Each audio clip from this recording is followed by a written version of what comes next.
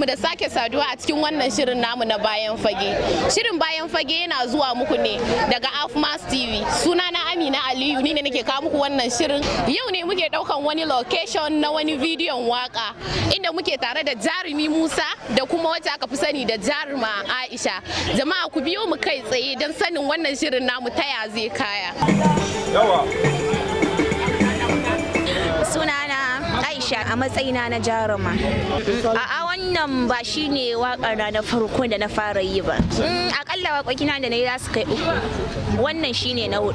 Gaskiya wannan waƙar ya dan ban matsala amma ba sosai ba. Muna roƙon Allah da ya taimaka mana mu ma mu je gaba. Masha Allah. Amin, Allah ya taimake mu gabaki ɗayan mu. Sunana Ibrahim Dalladi, amma jama'a da dama sun fi sani na da Director Izzar Soja. Gaskiya wannan ingantaccen shiri ne muke ɗauka na album na wannan kamfani, kuma gaskiya ya samu kulawa kwarai da gaske. Muna gode wa Allah subhanahu wata'ala da ya haɗa kawunan mu gaba ɗaya akan wannan aiki da muke yi yau. Gaskiya babu wani challenges da muka samu. Artist ɗinmu gaskiya suna iya ƙoƙarin su, DOP namu da kuma duk sauran wani abu da muke nema mun riga mun samu a wannan aikin, alhamdulillah.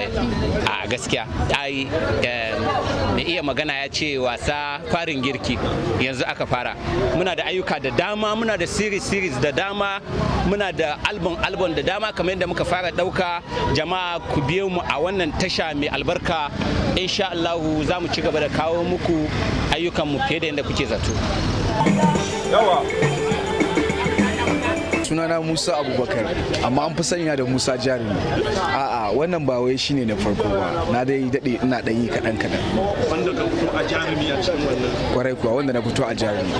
Gaskiya waƙar da tafi bani wahala ita ce waƙa da na yi, in ba zan taɓa mantawa ba, sunan waƙar kenan da ma a ci.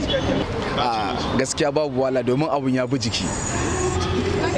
Insha Allah nan da shekara 2 zuwa 3 ina tunanin gaskiya na zamo jarumi da duniya ta sani.